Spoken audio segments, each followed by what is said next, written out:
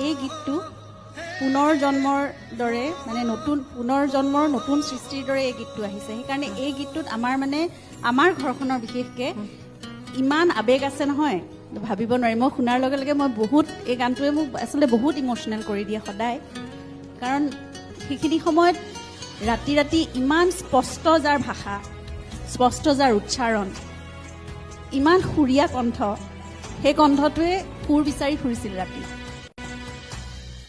তোমাৰ নীলিম কথাৰ দৰে, তোমাৰ নীলিম কথাৰ দৰে, সপোন ৰাতি অকল খৰে, তোমাৰ নীলিম কথাৰ দৰে, তোমাৰ নীলিম কথাৰ দৰে।